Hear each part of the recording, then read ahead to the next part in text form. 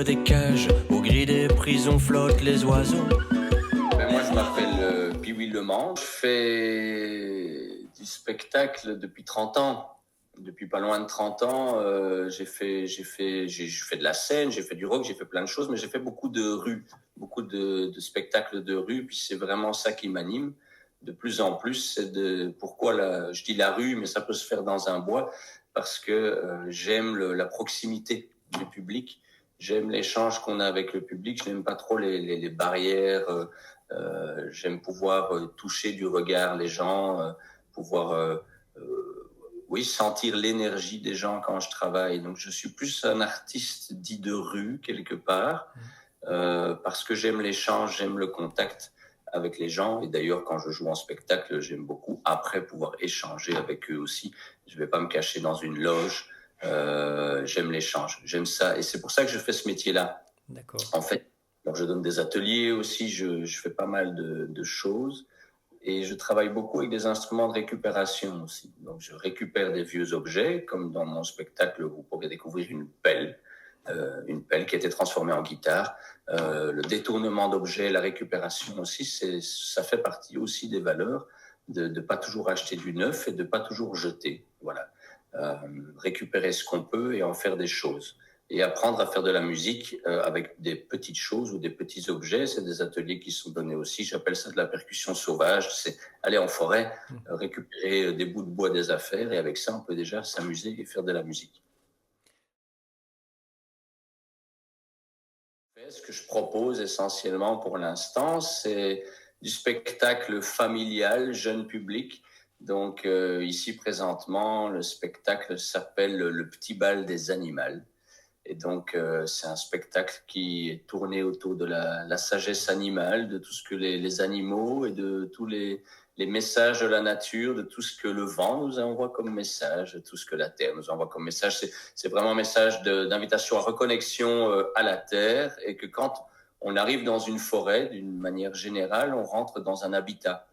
On entre dans un habitat, on n'entre pas dans une plaine de jeu, et il s'y passe des choses. Il y a du vivant, il y a l'homme qui vit, mais autour de l'homme, il y a tous les messages, il y a la nature, il y a les animaux, et quelque part, apprendre à vivre ensemble. Il y a un fil rouge, mais c'est comme si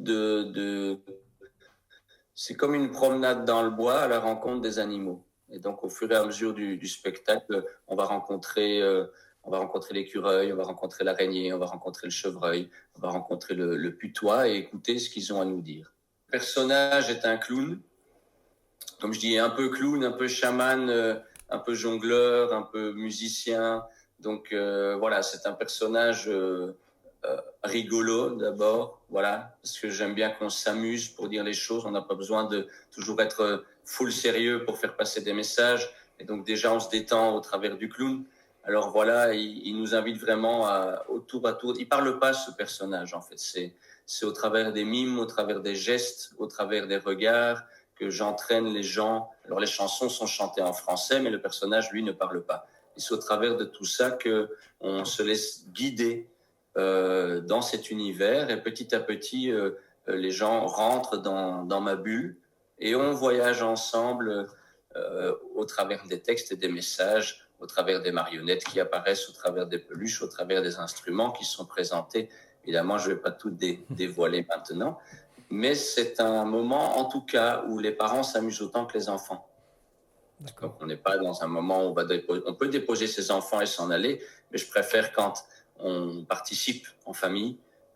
C'est un spectacle multigénérationnel qui est écrit pour les enfants, mais avec des textes que les grands aiment aussi. Puis il y a des mots parfois difficiles, c'est volontaire, parce que j'écris pour les enfants comme j'écrirais pour les parents.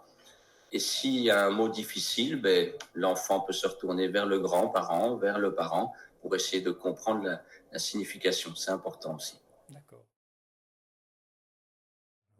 Évidemment, le partage, évidemment, l'écoute. Quand je dis l'écoute, c'est de pouvoir s'asseoir et d'écouter ce qui se passe autour de nous, de prendre le temps de s'arrêter, en fait, de s'asseoir sur une souche ou sur un tronc d'arbre ou dans un tapis de fleurs, dans un champ, et de prendre le temps d'écouter ce qui s'y passe, tout simplement, et d'entendre qu'il y a de la vie autour de nous, même quand on s'arrête et qu'on a l'impression d'être au milieu de nulle part.